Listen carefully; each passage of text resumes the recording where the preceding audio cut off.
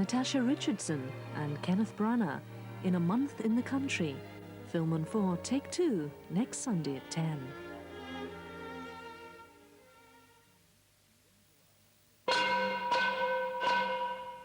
Are you the Messiah? Jesus Christ, actor.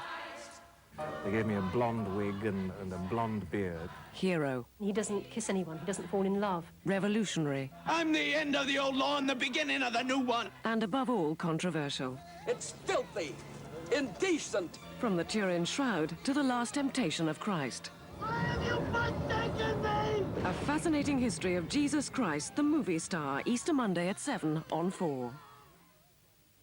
Next, meet comedienne Diane Ford doing her one-night stand. Ma, are they ready yet? Nearly. Kellogg's Rice Krispies chocolate treats are so easy to make, they take no time at all. Just add children. This is a nice cuppa. What is it? It's freeze-dried instant tea. You can't freeze-dry tea. They freeze-dry coffee. Why not tea? No. Look, Tetley make the tea, Tetley freeze-dry the tea, you add water, you make the tea. Tea comes from a tea pot. Oh. All right, then. New Tetley freeze-dried. Tea without the ceremony. Naturally, I need softness for my permed hair. But more than that, I want maximum bounce. That's why I use Elegance conditioner from L'Oreal. It keeps my curls full of energy. The unique formula of Elegance gently softens your hair, yet still leaves curls full of bounce. Elegance really softens my hair without relaxing the curl. Now my perm feels like new. Elegance conditioner from L'Oreal softens your hair without relaxing your perm. An SOS at HQ revealed a VIP with an OBE tucking into a baked potato without HP. Everything's okay with HP.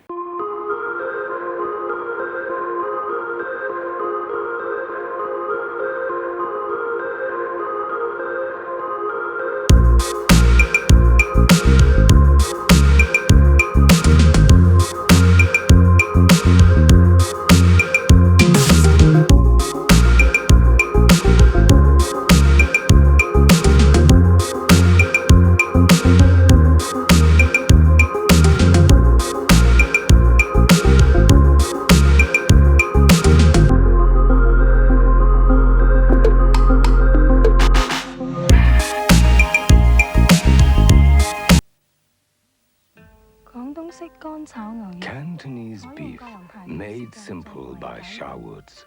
Slice the beef and peppers. Stir-fry the beef. Add the vegetables.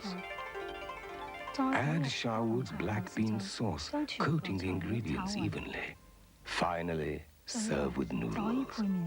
The mystery of Chinese cooking, unraveled by Sherwood's. What's the first thing you should do with an inheritance? Meet the Dixons. This was Mum's favourite sofa. I remember her saying it took her a month to persuade Dad to buy it. I don't see why. I'll be sorry to see the house sold. I grew up here.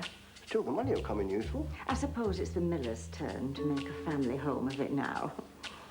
You should have seen the rubbish they asked us to leave. Still, we've no need for it.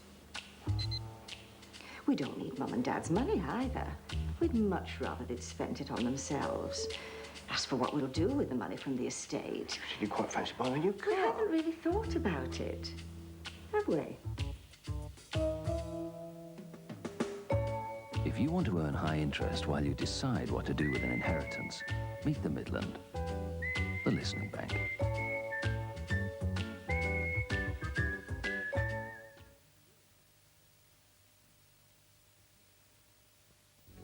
From the makers of Manhattan Cable comes Made in the USA. Get it out of here! Television at its weirdest, presented by Laurie Pike. Later the same night. Hello. Chilling out. What are we eating? Leftovers, honey. A season of 80s horror movies. Which will you find the more?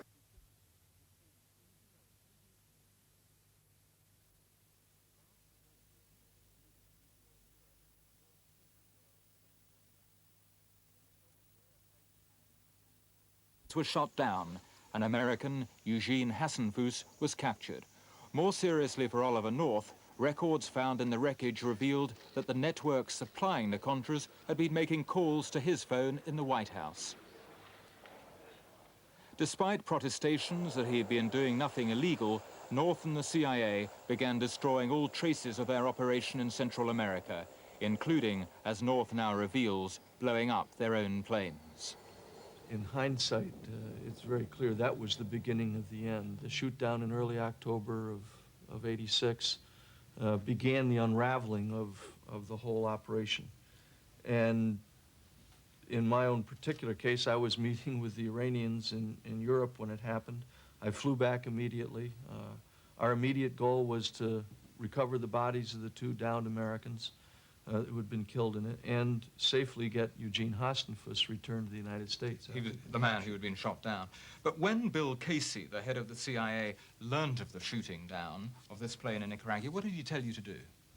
Clean it up, just take care of all of the loose ends down there, make sure that there was nothing showing that could implicate the United States government. What does clean it up mean? I mean, what did you actually do? The pilots and maintenance personnel, the logistics support people all came home. The records down there were theoretically destroyed. Any trace of a connection back through to the ultimate ownership of the aircraft. What happened to the planes, which you had been involved in setting up to resupply the Contras? What happened to them? Well, ultimately, and I didn't learn this until much later, the planes were left behind by the pilots that were working for Dick Secord. And I was told that later on the CIA brought all the planes to one specific location, dug a deep pit, pushed the planes in, blew them up, then burned them, and then buried the wreckage. A sad end for a noble Air Force. But, and what happened, what did you do in Washington, having met with Bill Casey and he said clean it up? What did you then begin doing as regards the records of this operation? We did the same thing here at this end as they had done down there. Well, I think we can be specific. You began shredding, didn't you, these documents? Yep. Those things that were, that would have implicated individuals in other countries, yes. I mean, isn't there something rather shameful about a White House official who, sitting in his office, desperately trying to shred all these documents which relate to this enterprise? Well, I don't want to leave you with the idea that it was desperate, and the government of the United States provided me with a shredder for that purpose. So I didn't find anything shameful about it at all. It was done to protect the lives of the people who had worked with us for so long in this operation. It's a bad image, isn't it? You know, you're in the White House. You know, it's the most powerful democratic state, and here is a colonel pulling documents out of files and putting them in the shredder in order not to cover it up from Congress, but in fact to disguise it from the American people, wasn't it? Legitimate democratic governments have legitimate covert operations, and there's nothing wrong with protecting them. It's not a matter of secrecy is wrong. Secrecy is not bad as long as it's done within the purviews of the established laws of the government. While North was trying to extinguish the fire in Central America, another hostage, David Jacobson, was freed. But even as he was savoring his first moments of freedom, a paper in Beirut revealed details of North's secret trip to Tehran, as well as the trading of arms for hostages. Investigators from the Attorney General's office soon discovered what North called the secret within the secret, the fact that the profits from the arms sales had been diverted to the Contras. President Reagan went on television and announced that he was sacking Oliver North. Lieutenant Colonel Oliver North has been relieved of his duties on the National Security Council staff. I am deeply troubled that the implementation of a policy aimed at resolving a truly tragic situation in the Middle East has resulted in such controversy. America found itself involved in the biggest scandal since Watergate. To many, Oliver North was a hero, a man who had resisted communism and done all in his power to free captured Americans. But to others, he was a cowboy who had defied Congress and made a nonsense of America's stand against terrorism. The crucial political question was what President Reagan knew. North at the time was tight-lipped. You know I'm not going to answer that question. Did the president know, sir? You know I'm not going to answer that question. Now, 5 years later, North is talking about what his superiors knew, including George Bush. He says there were several attempts to win his silence, including a visit from an official in George Bush's office. But according to North, the first attempt to get him to absolve the president came in a call from Reagan himself, less than 6 hours after he had been dismissed. The president called and said to me that he was sorry it had happened that way, that I was a hero, though I have never thought of myself particularly as one, that I just had to understand he didn't know. When he said that, Ollie, you have to just understand I didn't know. What did you take that conversation or that comment to mean? Well, at the time, I took it rather literally. I was feeling, at the time, in a great sense of remorse that the president had been embarrassed by all of this, that this had come to the point where Admiral Poindexter and I had now facing criminal prosecution, potentially. And I felt very badly for him, and it wasn't until much later that I began to think perhaps there might be a different meaning than the very simple, literal one. But when he said that to you, what was your reply to him? I, as I recall, apologized to him that what Admiral Poindexter and I had been at work on had become a cause of embarrassment for him and his administration. But why didn't you say, Mr. President, but you did know? Well, I guess it's because I felt that sense of remorse is the best word I can think of for it, that I just did not want him to be embarrassed by all of this, that it had come to be an enormous political liability as it had been building to that over the course of the first few weeks of November. You weren't just protecting the president? No, I was being protected by my attorneys, whose very strong advice it was that I could not make a public statement and still retain those constitutional protections. What about George Bush? Did he know? Did you discuss with him the fact that you were selling arms to Iran in exchange for hostages? Well, I don't recall having a specific discussion with him alone on that matter. I do know that that issue was the subject of various memoranda that I prepared for the president, that it was the subject of presidential findings that were done. It's a legal document here in our government that is used to authorize a covert operation. In most cases, those documents are provided to the vice president, copies of them. I have no reason to believe that they weren't provided in this case, although I myself did not send them to his office. What I think many people will find hard to understand is that George Bush at the time, he had his own national security advisors. He was a former director of the CIA. You've said that other people in the administration knew what was going on. Why wouldn't he know what was going on? Well, I believe it's entirely possible that the vice president's office received a great deal of this information. The important thing to understand in our system, the vice president is not in the so-called chain of command between the National Security Council staff, where I worked, and the president. Yes, but you were holding meetings with him and with his military advisors. Oh, indeed. I met numerous times, scores of times, with the vice president, but on different issues. And at no time did I raise with him the specifics of using Iranian money to support the resistance. After the Iran-Contra affair had been revealed, a member of George Bush's national security staff came to see you. What did he say? There was a military aide who came to me and suggested that I should waive my protections under the Fifth Amendment of our Constitution and step forward and clear the president. He was asking you to absolve the president? As did several others. Would this man have made the trip without informing his boss, George Bush? I don't know.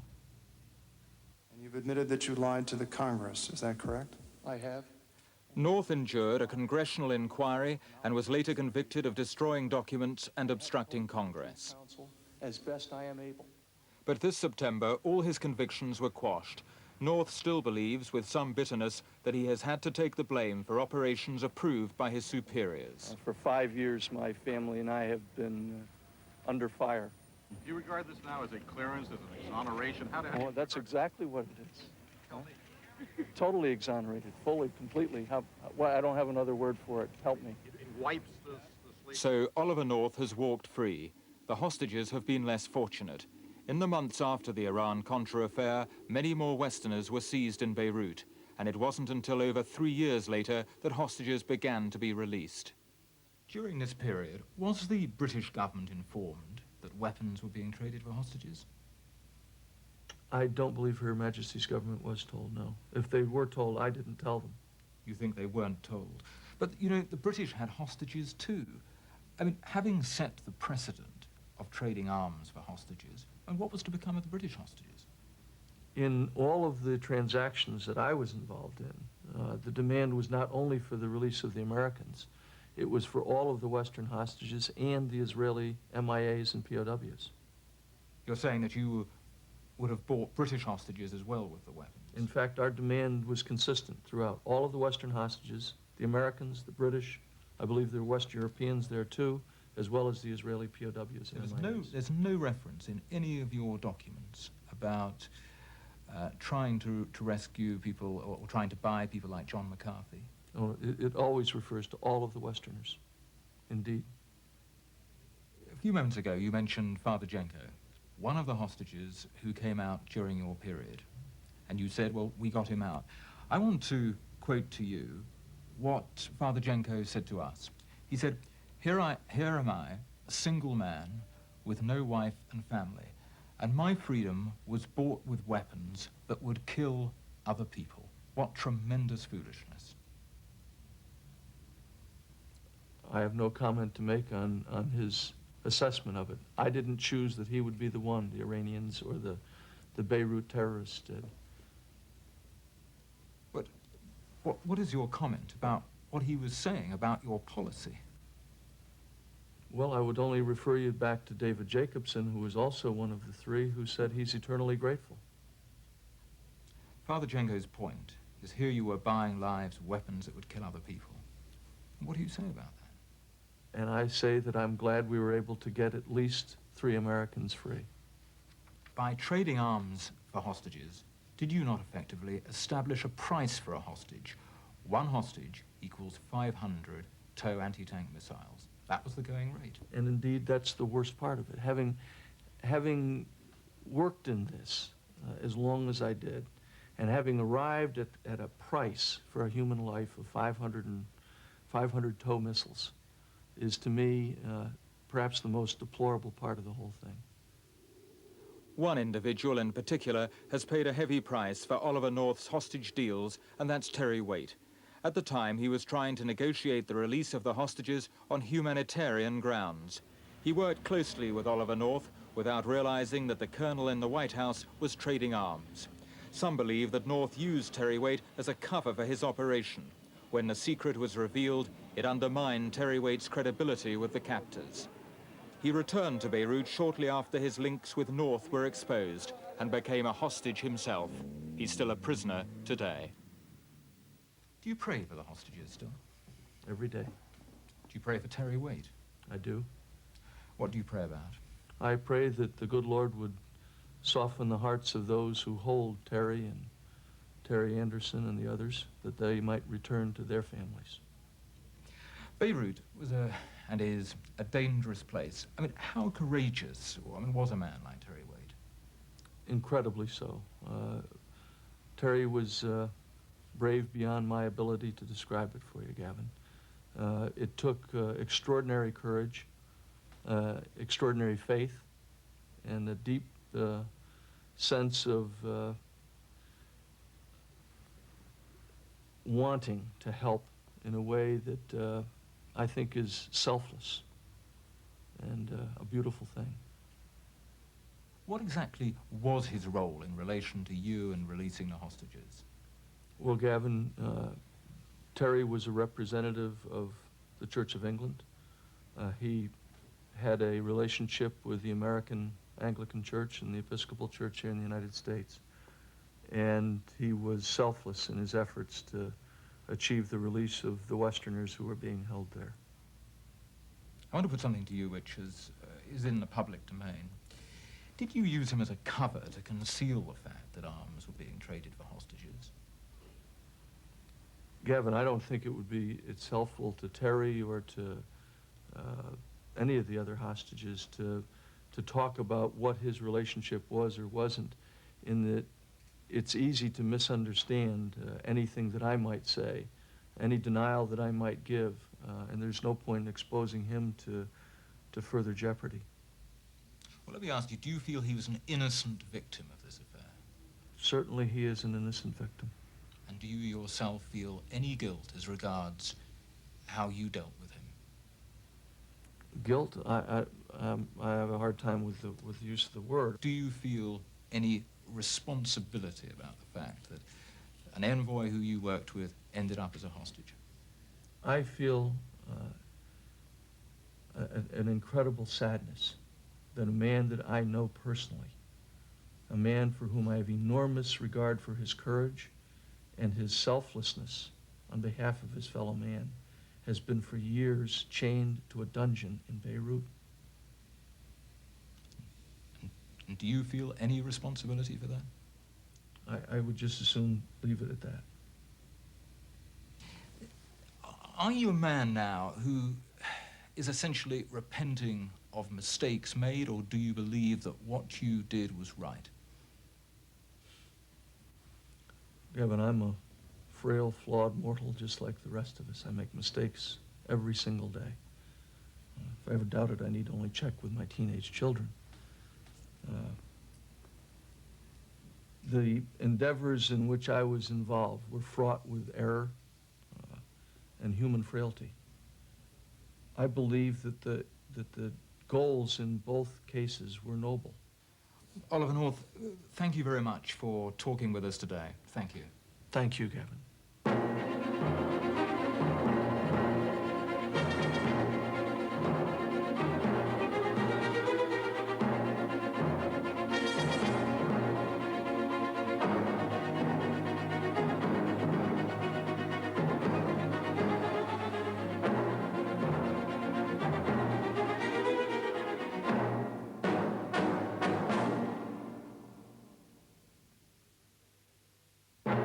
Next week on Panorama, the world's biggest ever bank scandal.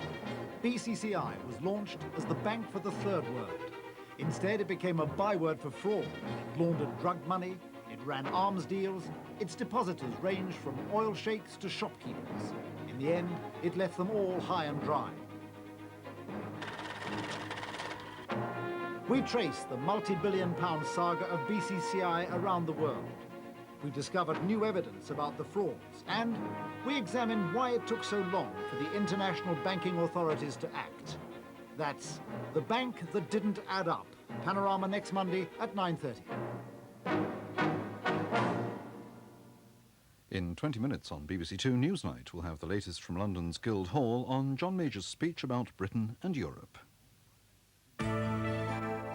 Tuesday on One begins with Paul Daniels making every second count. Then at 7:30, Clyde springs another surprise on the Fowlers. That precious son of yours has disappeared with my car, my daughter and my granddaughter. So don't tell me what your son would or would not do. At 8, Reggie and Elizabeth go in for a bit of role reversal. I know neither of you like me. No, that's not true, Tom. Yes, it is.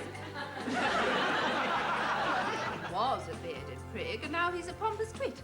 At 8:30, Bill Beaumont, Alex Stewart and Zara Long challenge Ian Botham, Ian Wright and Alan Monroe.